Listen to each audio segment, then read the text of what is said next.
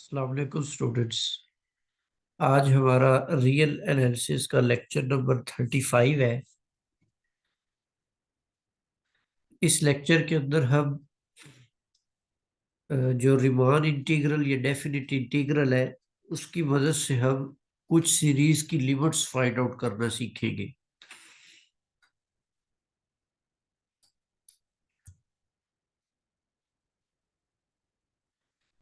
जी, एक रिजल्ट हमारे पास है कि अगर एफ ऑफ एक्स हमारे पास एक कंटिन्यूअस फंक्शन है और ये सिंगल वैल्यूड भी फंक्शन है, तो इस इंटरवल के ऊपर, और ये जो इंटरवल है आपके पास, इस इंटरवल को आप डिवाइड कर देते हैं जी एल इक्वल पार्ट्स, और parts of length this, then partition of this interval is given by this formula. ये बेसिकली हमने अरिथमेटिक सीक्वेंस को यूज किया है। अरिथमेटिक सीक्वेंस उसका जनरल फार्मूला ये होता है, और यहां पर हमने ऐसे कर लिया कि A1 जो है वो हमने A को कह दिया, और जो कॉमन डिफरेंस है वो हमने H को कहा हुआ है। कॉमन डिफरेंस D जो है वो हमने H को कहा हुआ है। तो अब अगर आप यहां से A1 तो अंडरस्टूड हो गया कि A के इक्वल है, जबकि A2 जो है, ये फर्स्ट आपके पास जो फार्मूला उसमें n की वैल्यू अगर आप 2 लगा देते हैं तो ये बन जाता है जी A1 प्लस डी, जिसको हम लिख सकते हैं जी A प्लस एच के इक्वल। सिमिलरली A3 अगर आप फाइंड आउट करेंगे तो A1 प्लस टू डी आ जाएगा, जिसको राइट कर सकते हैं A plus two H. Similarly A4 जो होगा वो आपके पास A प्लस थ्री एच होगा। इसका मतलब है कि ये जो आपके पास इंटरवल था टोटल A से B, आपने इस इंटरवल को इक्वल पार्ट्स में डिवाइड कर दिया, और इन तमाम पार्ट्स की जो लेंथ है वो सेम है, दैट इज एच। ये लेंथ हमने एच ली हुई है। ये ए प्लस एच हो गया, आगे ए प्लस टू एच हो गया, आगे ए प्लस थ्री एच, इस तरह चलते गए। तो इस तरह से हमने ये एक ऐसी पार्टीशन ए बी की कर दी है जिसमें लेंथ सेम आ रही है।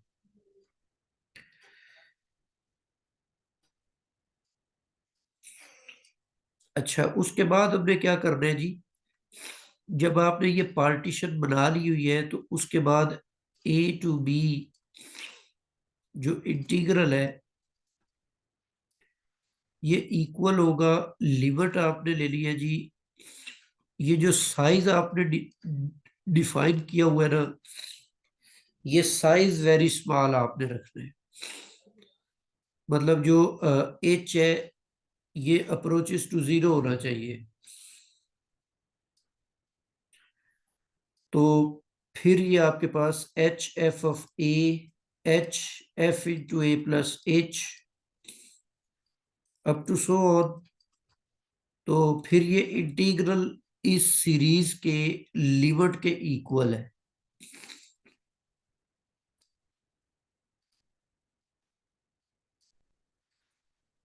ये इसके इक्वल आ गया। अब यहाँ पर h के ऊपर भी आप ये कंडीशन लगा सकते हैं कि h अप्रोचेस टू जीरो है। दूसरी तरफ जो h है इसको u हमने डिफाइन किया हुआ b माइनस ए ओवर n। तो इसका मतलब ये हुआ कि ये h तभी जीरो होगा जब n अप्रोच करेगा इन्फिनिटी को। बिल्कुल ये वैसे ही है कि जैसे हम वो कर्व के नीचे जो रेक्टेंगल्स बनाते थे, इन रेक्टेंगल्स की तादाद आप जैसे जैसे इंक्रीज करते जाएंगे तो मतलब एन जो है वो इंक्रीज करते जाएंगे, वैसे वैसे इनकी जो हाइट है, ये विड्थ है, वो डिक्रीज होती जाएगी, मतलब अप्रोच करती जाएगी जीरो की। ऐसे कर दे ये और ज्यादा होगी रेक्टेंगल तो इनकी जो विड्थ है वो हमारे पास और कम होती चली गई। तो ये वो वाली कंडीशन है। तो इस तरीके से ये हमें एरिया अंडर द कर्व या डेफिनेट इंटीग्रल जो है इस सीरीज से मिल जाता है। इसको अगर आप क्लोज फॉर्म में सुमेशन की शक्ल में लिखे तो यू राइट कर सकते हैं। मतलब यहां पर जो एच के साथ मल्टीप्लाई हो रहा है वो चेंज हो रहा है। इधर एच का मल्टीपल 1 है, यहाँ पे 2 है, यहाँ आगे चलता जा रहा है। ये बेसिकली हमने यहाँ 0 से स्टार्ट किया, तो हम इसको n-1 तक या n तक लेकर के जाएंगे।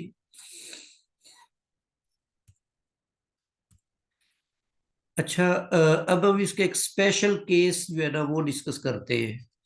ये ऊपर जो आपने लिया है इंटरवल को, इन पर्टिकुलर केस हम ए बी की जगह पर ये वाला इंटरवल ले लेते हैं 0-1। तो ये जो h था हमारे पास, ये b-a/n था, तो इसको आप b की वैल्यू 1 ले रहे हैं, a की वैल्यू 0 ले रहे हैं, और डिवाइडेड बाय n है, तो ये h की वैल्यू हमारे पास 1/n आ जाएगी। इस तरह ये जो पार्टीशन है ये ऊपर डिफाइन की हुई है। जहां पर a लिखा हुआ है वहां पे 0 लगा दे, और जहां पे h लिखा हुआ है वहां पे 1/n लगा दे। उस सूरत में हमें ये पार्टीशन के पॉइंट्स मिल जाएंगे। अब ये सारी वैल्यूज आप इस इंटीग्रल का जो फार्मूला बनाया हुआ है इसके अंदर ये वैल्यूज पुट कर दें, तो उस सूरत में जो h है उसकी वैल्यू हम पुट कर देते जी, ये n, ये इन्फिनिटी नहीं, यहाँ पर h जो है वो 0 है। बेसिकली इसको मैंने n में कन्वर्ट कर दिया था, तो n यहाँ पर आ जाएगा इन्फिनिटी। इस तरह f ऑफ a की वैल्यू आपने a0 पुट कर दिया है, नेक्स्ट में a0 हो गया और h की वैल्यू 1/n है। इस तरह नेक्स्ट a0 हो गया 2h, h की वैल्यू 1/n, तो वो 2/n बन जाएगा। तो इस तरीके से आप इस सारी सीरीज को राइट कर सकते हैं। सुमेशन फॉर्म में भी इसको यू लिखेंगे।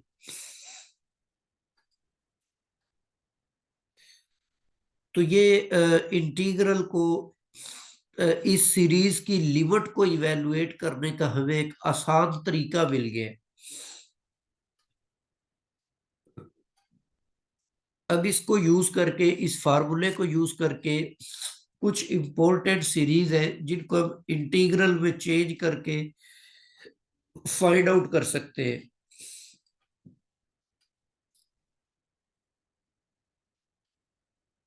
जी, limit of a series with the help of definite integral.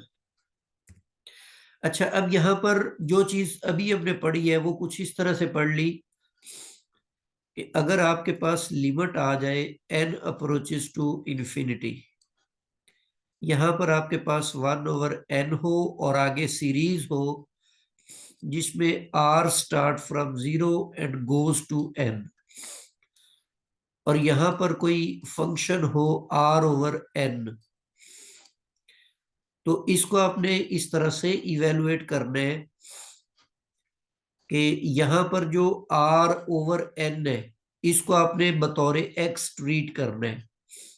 तो ये बन जाएगा फंक्शन f ऑफ x, और लिमिट इसकी आ जाएगी 0 to 1 dx।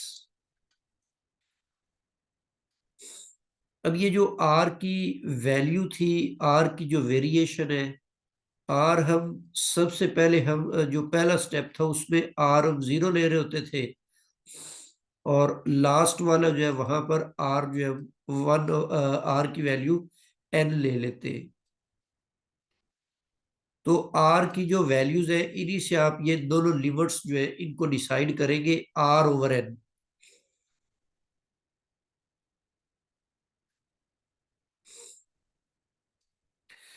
ये तो मैंने प्रीवियस जो रिजल्ट है ना वो लिखे है, ये मैं आपको पिछली स्लाइड पर दिखा दूं दोबारा।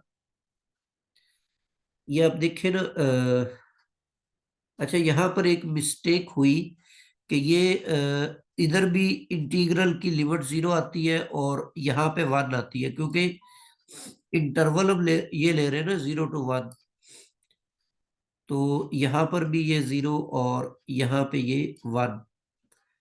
तो ये यहाँ पर ये जो i/n लिखा हुआ है ये बेसिकली इसको आप आई ओवर एन को एक्स से रिप्रेजेंट करके तो फंक्शन को इंटीग्रल के अंदर एफ ऑफ एक्स बना देंगे। और यहां पर आप देखें, ये स्टार्ट में ये आई की वैल्यू यहां पर 0 है, फिर 1, फिर 2, फिर एन, इसी तरह चलती जा रही है। लास्ट जो आई की वैल्यू, मतलब स्टार्ट में आई की वैल्यू 0 है और लास्ट में आई की वैल्यू एन है। तो हमने जी एक्स किसको कहना है जी, हमने एक्स तो इसको कहना है आई ओवर एन। तो इसका मतलब है I over N mean X, ये एक्स है बेसिकली। तो लोअर लिमिट जब आपने इंटीग्रल की निकालनी है तो आई की वैल्यू 0 पुट कर देंगे, तो ये आपके पास 0 बन जाएगी। इसी तरह जब आपने अपर लिमिट निकालनी है तो आई ओवर एन, जो आई की लास्ट लिमिट है वो वैल्यू है वो पुट कर दे एन ओवर एन, तो उस सूरत में ये 1 आ जाता है। तो इस तरीके से हम ये इंटीग्रल की जो लिमिट्स है वो डिसाइड किया करेंगे। मतलब कुछ ऐसे भी प्रॉब्लम्स आएंगे जिनमें लिमिट, ये इंटीग्रेशन की लिमिट 0 से 1 नहीं बनेगी, तो ये तरीका उसका मैंने आपको बता दिया है कि आपने ये काम उसके अंदर करना होगा। जी यहाँ पर अब एक एग्जांपल है, जैसे ही आपने ये सीरीज, इसको इसकी लिमिट आपने फाइंड आउट करनी है। तो अब आपने करना ये होगा कि ये माइंड में रखे, ये जो सीरीज अभी आपने बनाई है ना, इसको माइंड में रखे। यहाँ पर मैं अगेन इसको राइट कर देता हूँ। 1 ओवर एन होना चाहिए, limit N approaches to infinity हो, और यहाँ पर आपके पास आर बराबर है 0 टू एन हो, और यहाँ पर आर ओवर एन हो। तो ये आप इंटीग्रल बना लेंगे 0 टू 1 एफ ऑफ एक्स और डी एक्स। तो अब इस सीरीज को, ये जो आपको ये एक्स नहीं है, यहाँ पे बेसिकली एन है, limit N approaches to infinity. ये जो नीचे डिनोमिनेटर में एन रेज टू पावर 11 है, इसमें से एक एन तो आप सेपरेट कर ले, बाकी जो है वो बन जाएंगे। एन रेज टू पावर 10 बनेगा, तो ये सारों का बटा जो है वो आप सेपरेट कर दे। 1 over N raise to power 10, 2 over N raise to power 10, और 3 over N raise to power 10, up to so on, चलते जाए इस तरीके से, N over N raise to power 10। अब आप इसको सुमेशन की फॉर्म में लिखेंगे तो ये limit N approaches to infinity 1 over N, और ये सीरीज बन जाएगी जी। ये यहां से अब स्टार्ट हो रहा है, आर जो है वो स्टार्ट कर ले फ्रॉम 1 टू एन, सॉरी इसको आप 0 लिखेंगे। मतलब इससे जो प्रीवियस टर्म है वो तो आपके पास है नहीं ना, तो इसको आप 0 ही कंसीडर कर लें। और ये जो वेरी हो रहा है 1 2 3 अप टू एन, इसको आप यू लिख सकते हैं आर ओवर एन और रेज टू पावर 10। अब आप देखें इसको, अगर आप इस इंटीग्रल से कंपेयर करें तो बेसिकली ये जो सिग्मा के अंदर होता है ना, इसको आप फंक्शन का दर्जा दे देते हैं। तो अब यहाँ पर ये लिमिट बन जाएगी 0 टू 1, और फंक्शन यहाँ पर आर ओवर एन, जो आर ओवर एन है इसको मैंने अभी आपको बताया कि आप एक्स से रिप्लेस कर देंगे, तो ये बन जाएगा एक्स रेज टू पावर 10। तो इसको आप इंटीग्रेट कर दे तो ये बन जाएगा G x raise to power 11 divided by 11, और 0 टू 1, तो लिमिट पुट करेंगे 1 ओवर 11, इसका आंसर आ जाएगा। तो डी ऑप्शन जो है, this is the correct option.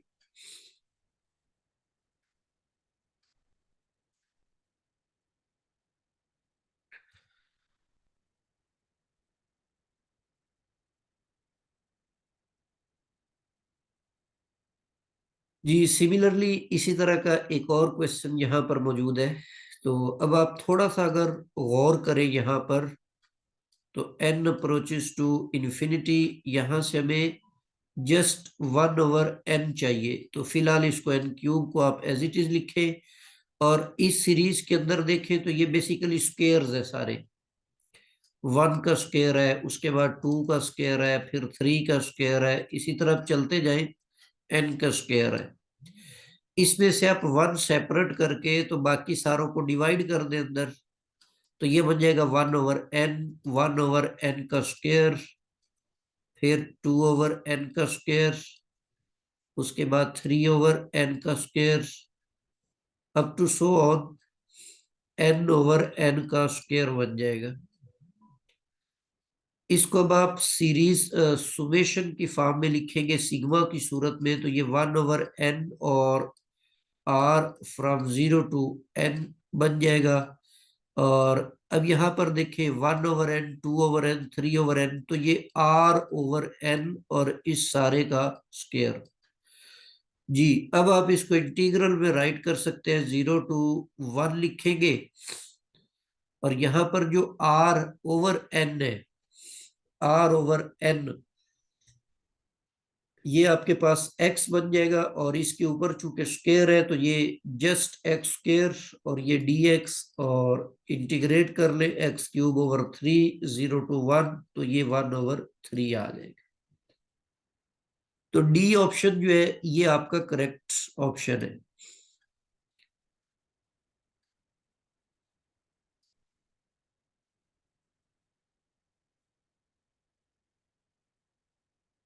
अच्छा, अब यहाँ पर अगर एक और बड़ी अहम बात आपको बताता चलूं, n अप्रोचेस टू इन्फिनिटी और 1/n³ है, suppose 1 + 4 + 9 plus up to so on, ये जो लास्ट में n स्क्वायर लिखा हुआ है ना, इसकी जगह अगर सपोज आ जाता जी 2n, ये आ जाता था जी आपके पास ऐसे।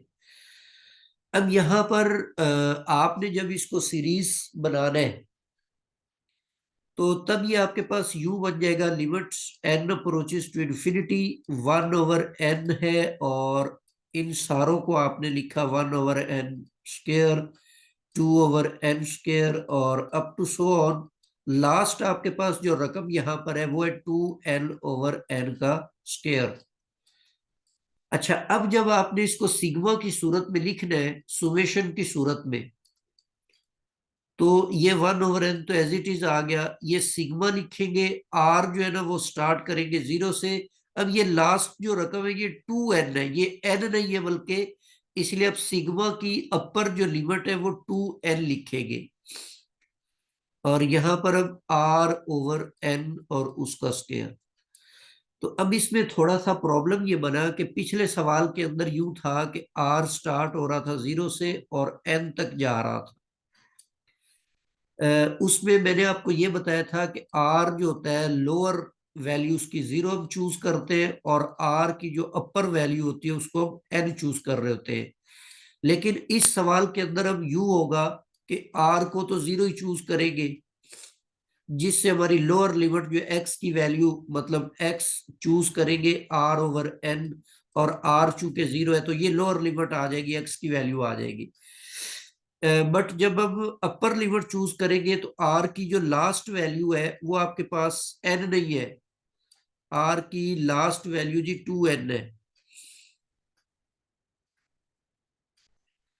तो अब अगर आप x की अपर लिमिट तलाश करना चाहते हैं तो r/n लिखेंगे, और यहां पर 2n/n होगा, और ये इक्वल टू 2 आ जाएगा। अब ये आपके पास अपर लिमिट जो है ना वो आपके पास 2 आ गई है, 1 नहीं आई।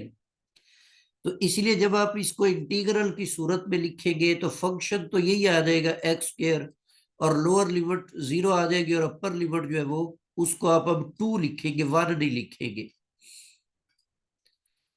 इसको आप इंटीग्रेट कर ले तो x³ 0 to 2, तो ये बन जाएगा 2 का³ और 0 पुट करेंगे तो वो तो 0 ही बन जाएगा, 8/3। तो ये अगर लास्ट टर्म जो है उसको चेंज कर देते हैं तो आपका जो सीरीज है उसकी जो लिमिट है वो चेंज हो जाएगी। तो अब ये तरीकेकार जो है ना ये आपने माइंड में रखना है। कुछ और एग्जांपल्स भी देखते हैं हम।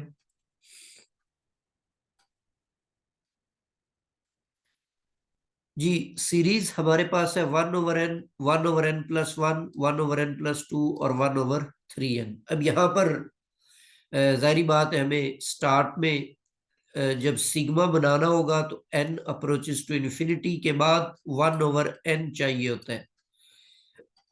उसके बाद आप r बराबर है 0 to n या जो भी यहाँ पर वैल्यू आ जाए। तो इसलिए अब हम ऐसे करते हैं कि इस लिमिट में से आप n को 1/n को पहले तो कॉमन निकाल लेते हैं। 1/n निकल गया जी कॉमन। तो यहाँ पर 1 और 1/, इनमें से कॉमन जहां से नहीं आ रहा उसको आप डिवाइड करते जाएंगे 1/n। Similarly 1+2/n। और ये जो आपके पास लास्ट वाली रकम है, ये लिखा हुआ है जी 3n। तो इस 3n को हम यू राइट कर देते हैं जैसे पहले सिमिट्री चलती जा रही है n+2n। तो इनमें से भी आप पहला n तो निकल गया कॉमन और दूसरे को आप उस सिमिट्री के लिहाज से यू राइट कर ले 2n/n। क्योंकि इधर 1 के नीचे भी n है, 2 के नीचे भी n है, तो यहां पर भी अब नीचे n होना चाहिए। अब इसको आप सिग्मा की सूरत में राइट करेंगे 1/n। तो सिग्मा यहां पर बन जाएगा r स्टार्टिंग फ्रॉम 0। ये जो पहली रकम है 1, यहां पर r 0 है और लास्ट आपके पास जा रहा है जी 2n तक। और 1/1+r/n। लो जी ये आपके पास सुमेशन आ गया और ये फंक्शन बन गया। तो इसका मतलब है ये जो r/n है, r/n, इस r/n को ही तो हमने क्या करना होता है, x लेना होता है। तो अब आप ऊपर देखिए कि r की वैल्यू इस सवाल में भी 2n आ गई है। अपर जो वैल्यू है या rn की बड़ी जो वैल्यू है वो 2n है और छोटी वैल्यू 0 है। तो अब जब आप इसको इंटीग्रल की सूरत में चेंज करेंगे 0 to, ये भी 2 बनेगा, 1 नहीं आएगा क्योंकि यहाँ सिग्मा की अपर वैल्यू 2n है। और 1/1+r/n को x बना देंगे और ये dx होगा। ये बन जाएगा natural log 1+x। Lower limit 0 है, अपर लिमिट 2 है। लिमिट इसमें पुट करेंगे नेचुरल लॉग 1+2 जो है वो 3 बन जाएगा।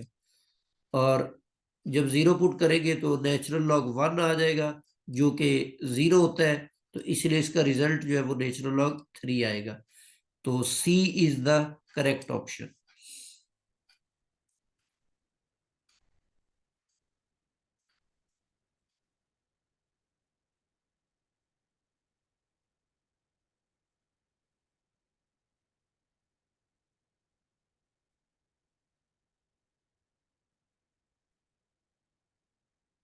जी इसी तरह की एक और ये एग्जांपल है। तो इसको भी आप उसी तरीके से अच्छा अब इसमें ये पावर में आ गया 1/n।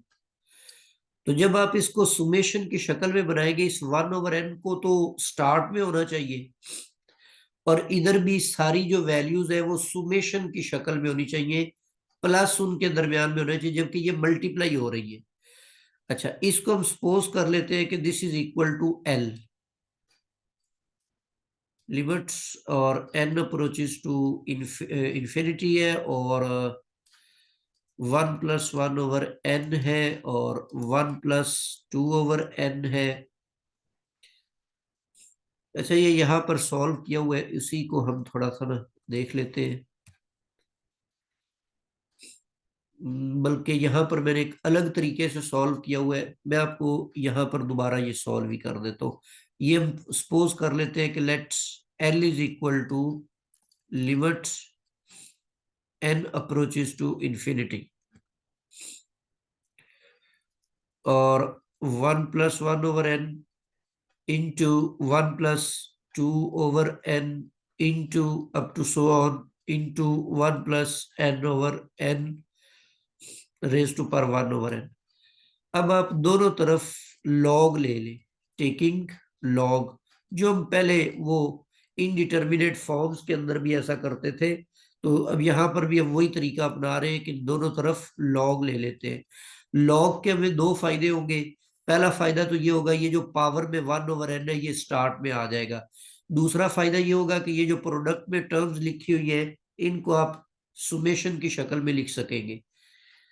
तो limit n approaches to infinity और नेचुरल लॉग 1+1/n और 1+2/n और up to so on 1+n/n।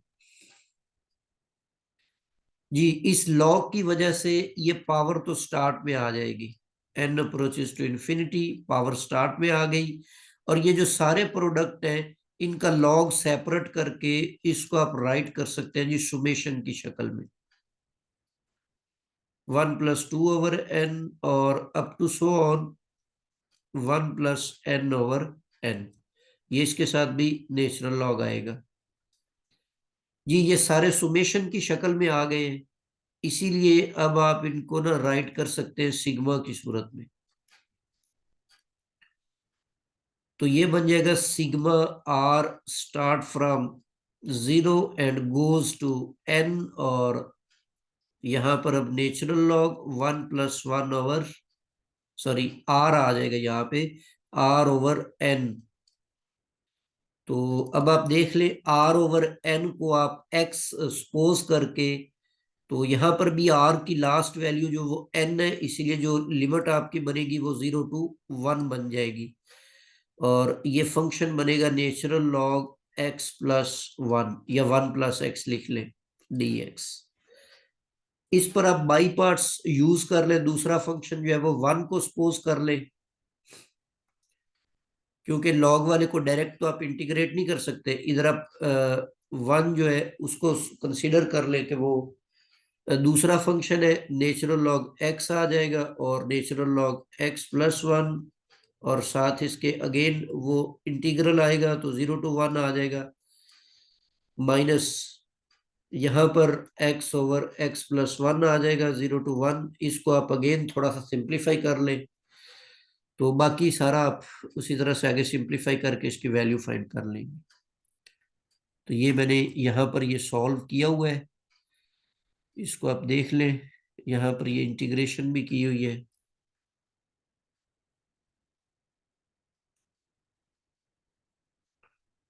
ये बाई पार्ट्स के जरिए से मैंने साइड नोट पे ना ये इंटीग्रेट इसको किया हुआ है। इसको इंटीग्रेट करके तो इसका जो रिजल्ट फाइनल आता है वो नेचुरल लॉग 4 आ जाता है, नेचुरल लॉग 4-1। ठीक है, तो ये अब हम यहाँ पे पुट करके, तो ये हमारे पास 4/e आ जाता है। अच्छा, ये मैंने एक अलग मेथड से किया हुआ है, मतलब मेथड तो वही है लेकिन उसको वो एल के बराबर या किसी और नंबर के बराबर मैंने नहीं सपोज किया। मैंने डायरेक्ट यहाँ पर एक्सपोनेंट भी ले लिया ई और नेचुरल लॉग, ये दोनों चौके अपोजिट होते हैं, इनको मैंने एक ही दफा लेकर फिर मैंने इस सारी सीरीज को पावर में सॉल्व किया हुआ है, ये ई की पावर में चलता हुआ आ रहा है। तो इस तरीके से भी कर सकते हैं, जैसे मैंने पहले बताया उस तरीके से भी आप इसको कर सकते हैं। जी, ये एक और वेरी ब्यूटीफुल लिमिट जो है वो यहाँ पर दी हुई है। तो इसको हम पहले किसी और तरीके से भी शायद हमने किया हो कहीं पे, तो अभी हम इसको इसी मेथड से करेंगे। तो ये जो इसको भी हमने, क्योंकि ये पावर में 1/n था, तो इसको हमने एल के इक्वल सपोज कर लिया है। और ये जो ऊपर एन फैक्टोरियल है इसको हमने ओपन कर दिया, नीचे n⁻n था तो इसे n टाइम्स हमने राइट कर लिया हुआ है। तो इनमें से ये बटा सारों का अलग अलग करके, तो नेक्स्ट स्टेप में हमने दोनों तरफ लॉग ले लिया, इस तरफ भी नेचुरल लॉग आ गया, इस तरफ भी। अब इस तरफ नेचुरल लॉग के दो फायदे हुए, पावर स्टार्ट में आ गई 1/n, और आगे ये लॉग अप्लाई करके उन सबको मैंने सुमेशन की शक्ल में राइट कर लिया हुआ है। अब ये जब सुमेशन की फॉर्म में आ गया तो अब हम इसको सीरीज सुमेशन की सूरत में राइट कर सकते हैं। तो अब आप देखिए यहाँ पे नेचुरल लॉग r/n, तो r/n बेसिकली x होता है फंक्शन में जाके, तो ये 0 to 1 नेचुरल लॉग x बन जाएगा। इस लिमिट को आप सिंप्लीफाई कर लें तो ये 1/e आपके पास फाइनल रिजल्ट आ जाता है जी इसका।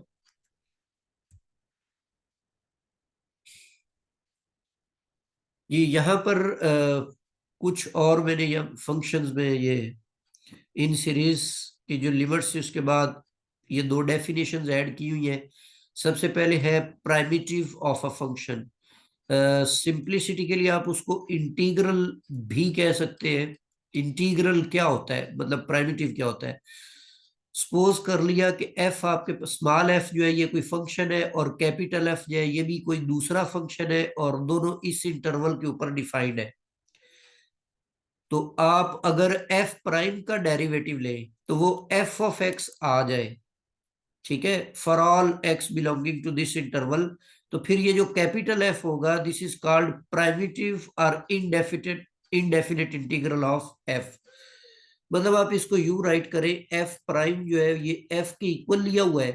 तो अब अगर आप दोनों तरफ इंटीग्रेट करेंगे तो ये एफ ये आ जाएगा। तो ये डेरिवेटिव और इंटीग्रल कैंसल आउट हो जाएंगे, तो बेसिकली ये कैपिटल एफ के इक्वल आएगा। तो इसका मतलब ये है कि ये जो स्मॉल एफ है उसका जो इंटीग्रल है ना ये कैपिटल एफ है, जिसको हम क्या बोल रहे हैं, प्राइमिटिव। कैपिटल एफ जो है ये इंटीग्रल है स्मॉल एफ का। तो इसको आप प्राइमिटिव भी बोलते हैं या इनडेफिनेट इंटीग्रल भी कहते हैं।